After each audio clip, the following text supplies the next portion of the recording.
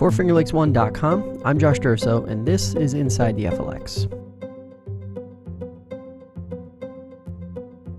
Another multi-part episode of the podcast is coming at you today. My guests are the two candidates for Seneca Falls Town Supervisor. It's hard to argue that there is any community more divided over a very few select issues in the Finger Lakes. The Seneca Meadows Landfill, which operates in the town and pays it through a host agreement, is a big source of that divide. But like other communities, taxation, economic development, and quality of life improvements are big issues as well. In part one, you heard from Democrat Doug Avery. Now, in part two, we sit down with Republican Mike Ferrara. The retired school principal says he's getting involved to bring a tranquility back to the Seneca Falls government that's been sorely lacking over the last 4 years. Before we get to that, as a reminder to our listeners, consider becoming a subscriber on Spotify, Apple Podcasts, YouTube, or the TuneIn Radio app. You can rate, review, and follow the show on Apple Podcasts, and if you'd like to help contribute to our mission, become a Patreon supporter. Visit www.patreon.com/FL1 to learn more. A quick break, and then my full conversation with Mike Ferrara.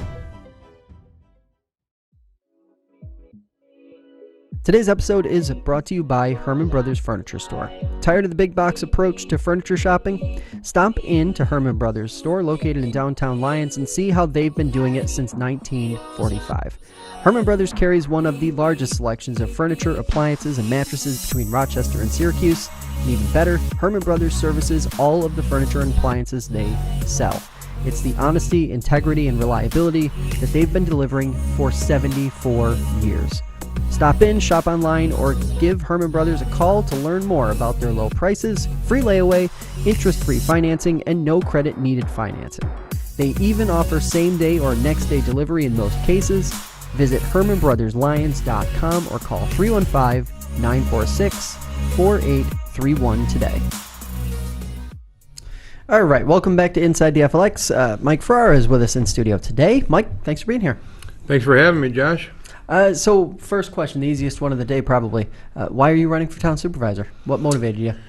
Motivation is simple. A lifelong resident of Seneca Falls, born and raised here. Community's been very good to myself and my family. I'd like to give something back to the community. When I start tossing around the idea, I have an inner circle of friends, and everyone said, "Are you crazy? Are you nuts?" And the more people I talked to, that was the common answer, which is very alarming for me. Things are in a state of disarray in our community, and I felt that I can bring some civility and integrity and common sense back into local government. And the more people I talked to, the more that became my motivational answer. Motivation is because everybody kept asking me, "What, am I crazy? Why are you doing something like this?" And it shouldn't be like that. When you look at the last 4 years and you look ahead to, say, the first couple years, if elected, what are some of the biggest opportunities you think to just sort of level things off and start to equalize things out so that that civility can come back to town government, which obviously, like you said, has been lacking a little bit? Well, it all comes down to how you treat people. And if you treat people with respect and you listen to people and you are sincere with people, and you care about them, I think that creates an atmosphere where people feel comfortable and they don't feel like they're being attacked. Public meetings should not be filled with turmoil and criticism and name-calling. It should be a place where people can feel comfortable talking about issues, giving their opinion, looking for direction. So first and foremost, I would welcome anybody, thank them for their time, taking it out of their busy schedule to come to a meeting and move on from there. But it all comes down to respect and how you treat people. And when you talk to folks, obviously, beyond the personal implications of running for office and potentially being elected, what are some of the concerns that taxpayers, residents are bringing to you, voicing to you, saying, "I'd like to see this happen. It hasn't happened in the last 4 or 8 years," or some of the issues that are most concerning? People that I talk to obviously are concerned about taxes and where taxes and what direction they're going into. People that I talked to in the old town of Seneca Falls before disillusion happen, feel that they have been left out of the equation, and most of the focus is in the old village of Seneca Falls. So they kind of feel left out type of thing. Other issues, obviously, people ask about the landfill and the direction of the landfill and what's my position and so forth. But the major issue, believe it or not, is not the landfill. The major issue is that people are embarrassed to be considered a citizen of the town of Seneca Falls because of all the conflict and turmoil going on. And obviously the landfill issue is one that folks most want to talk about or talk about most frequently, I guess. But how do you what's been your process for sort of redirecting away from that issue and trying to look at the other things that I'm sure you would like to think about and talk about while you're running? That's been my whole message, whether it be in the newsprint or on social media. My whole message is I would like to move away from the landfill issue. And we have a local law 3 that's in place, and I respect the local law as it is right now. Mm-hmm.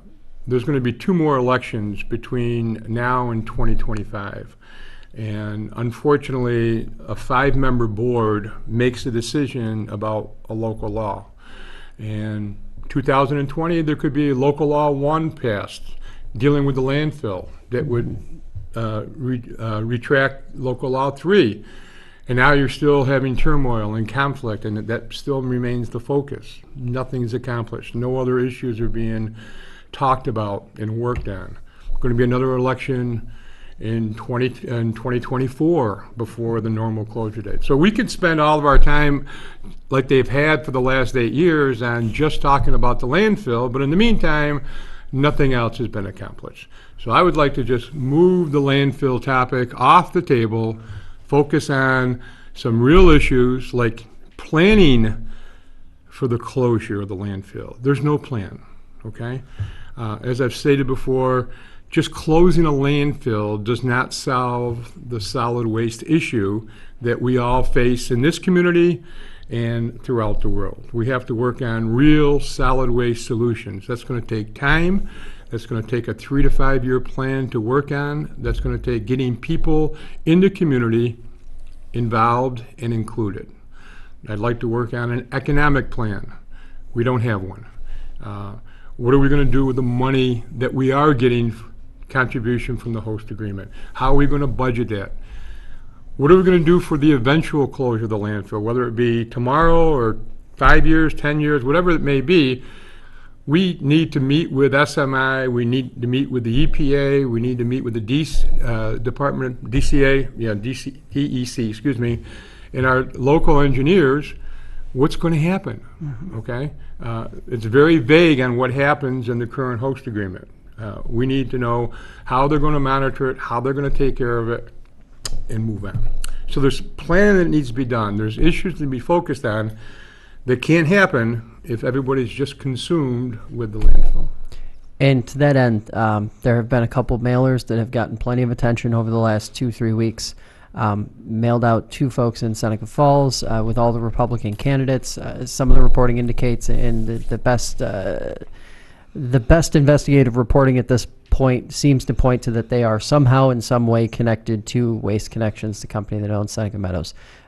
You were one of the candidates that was endorsed, but you have not necessarily endorsed the mailers. Walk us through what your response has been to it, and sort of, again, as a Republican in Seneca County or in Seneca Falls, being painted into that corner as a pro-landfill candidate as opposed to just a candidate for Seneca Falls. And again, there's 2 things there. First of all, I don't know who's said to me, just because I'm a Republican candidate from Seneca County in the town of Seneca Falls, that means I am pro-landfill, okay? Do I wish the landfill wasn't there? Do I wish the landfill wasn't started 40 years ago? Absolutely. Who wants a landfill in their backyard? The bottom line, it's there, so we need to deal with that issue, okay? Secondly, I thought you wrote a very good article in Sunday's paper about dark money, and it's more about political action groups, and it's more about the process that is nationwide. Unfortunately, it's affected local politics, but as we all know, there's money drives elections and so forth at a national level, state level, et cetera. So I had no idea about the flyer. Nobody asked me my position. Nobody asked me if they could use my name, which they don't have to. They're a political action group. They don't need my permission, okay? That being said, I contacted SMI, and they told me they had nothing to do with it at the local level. They have no clue as well. So I don't know what the answer is. I really don't know what the answer is. They support me, but they have no reason to support me. They're just making some assumptions that I'm going to promote and keep the landfill open as long as I can, and that's the wrong assumption. When you look at Seneca Falls and you get the crystal ball out and you look at potentially a 4-year term, what's the vision for Seneca Falls? I want to hone in a little bit on the economic development side if we can, because I think that's one of those questions that always pops up is, what will the downtown corridor look like, or what will Main Street look like? When you look at Seneca Falls from an economic development standpoint, what is the long-term vision? Well, the one thing that sticks out, obviously, is empty storefronts. And if you go into the Sackett district across the bridge, empty storefronts. So we have X amount of dollars that come in from the local contribution from our current host agreement, okay? Whether it be 3.1 or 3.3, whatever it may be. I would like to use that money to lower taxes. My opponent claims that we are working without landfill money in the current budget. That's true, to a certain degree. Our taxes went up 60% once that happened, okay? Our taxes will continue to go up if we don't have a source of revenue, or unless we cut spending. It's just common sense. Second of all, the money that we do have coming in, I would like to see part of that used to lower taxes, as I said. The second part is to continue our work on infrastructure. And the third part of the third part is to promote economic development. I'd like to see interest-free loans provided to individuals or families who would like to open up a business in Seneca Falls. Okay, here's $40,000, okay? Use this money to start your business, interest-free. Pay it back in X amount of years. Start a revolving fund where that money just keep going perpetually, and you can use it for development. Same type of concept with developers, okay? We have 2 beautiful pieces of property in Seneca Falls that are sitting there doing nothing. I can't believe there's not a developer out there who would like to develop the old Seneca Falls Hospital and the scenic view it has on Van Cleef Lake. Okay, here's $100,000, interest-free. Let's get started on it. And how can we help you move forward? The old village offices, police station, same type of thing, okay? There's money there, if it's budgeted correctly and planned correctly, to promote that kind of economic development. Just saying we want more people to come in and do business, that's not going to be. And this is not like a brainchild of mine. This is happening in communities throughout the state, throughout the country. You can go to Geneva and look closely there. They've used the same map, same concept, and it's worked. Is one of the questions that tends to come up when we're talking about the budget and how the town budgets, is there too much reliance on landfill revenue to do specific things instead of using it as for some of those bigger sort of wide-ranging projects like what you're talking about? Well, the point I was trying to make earlier was that so they take the landfill money out of a general operating budget. Okay. Now every time something comes up where it's an unbudgeted type of expense, they're taking now money that's not budgeted, and that's money that's coming from the landfill contribution. So when you say we remove the money from the budget, that's incorrect. Secondly, the budget process is flawed. Right now, department heads meet with the finance director. They looked at what their expenditures were last year. We went over a little bit. We went back. So now they come up with a budget. You have to go back 3 to 4 to 5 years and map out expenditures across the board. Then they have budget hearings that maybe 2 or 3 councilmen show up, sometimes 4, sometimes all 5. I've been to all of them. There hasn't been 5 to one of them yet, okay? And they sit and they ask the department head, all right, what's this? Okay, what's that? And then that's it. And then we adopt a budget, okay? That's the flawed way, okay? The town council should be telling the department heads, this is your budget, and this is how, it's up to you if you want to spend it this way, okay? You make those decisions, and then you bring it back to us. But this is your budget. You're not going to tell us what you want your budget to be, okay? You have X amount of dollars for your department, and we need to move forward being conservative about how you're spending money. When we're talking about spending and how the town spends its money, one of the questions that popped up 5 or 6 times on social when we were teasing this interview, this conversation, was what are either of the candidates going to do to lower taxes? It seems to be the thing that everyone wants to see happen: lower taxes. What are some of the things that you'd like to see addressed to lower taxes, or is that something that needs to be approached in sort of a methodical year 1, year 2, year 3 way? Well, again, you need a plan. I'm going to keep going back to a plan. So, and we currently don't have one. But this is pretty common sense stuff.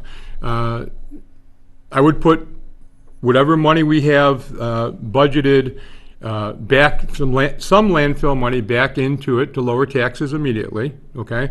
Unfortunately, if fortunate enough to be elected, I'm going to be living with a budget that I had no input into, okay? But moving into 2021, bring back part of the landfill contribution to lower taxes.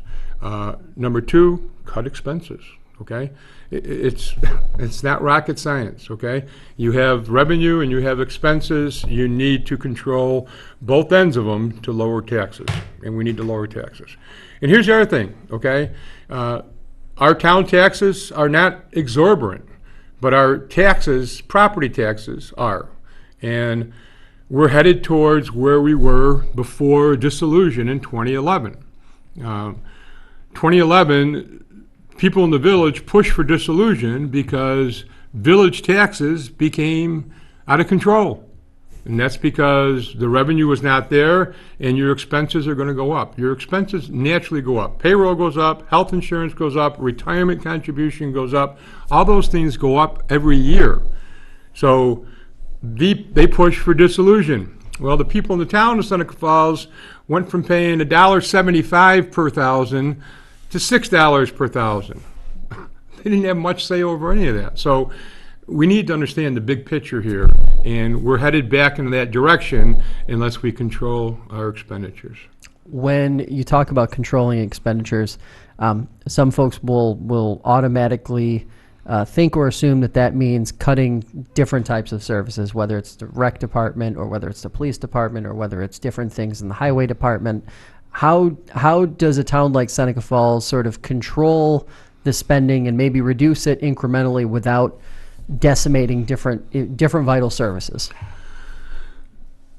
I'm not in favor of cutting back critical services. I think in 2011, they had an opportunity to dissolve the local police department. They did a study, they worked with Seneca County, and at the time, the will of the people wanted a local police department. There are many older people in our community who feel very comfortable having that resource, that they can get on 911 and somebody's going to be at their door within minutes, okay?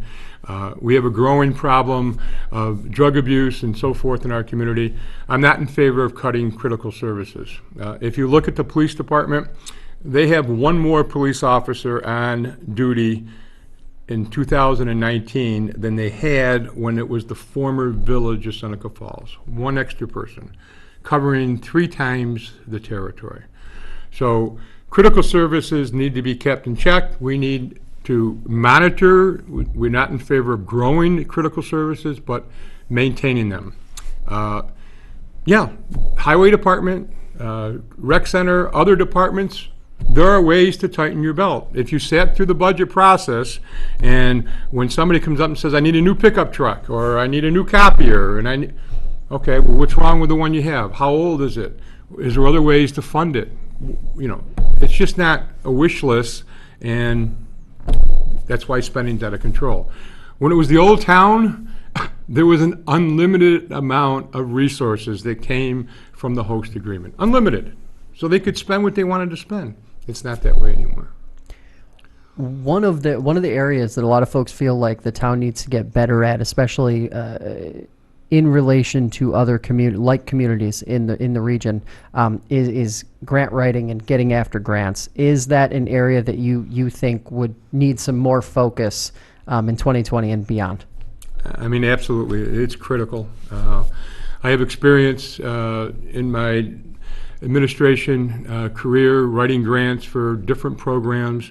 I started, along with the help of many teachers in Waterloo, a composting program, okay, where we started recycling and composting, starting off in our own building and then expanded it to the whole district. Just in the middle school alone, we went from 20 bags of garbage at lunchtime to 3 when we started composting and recycling.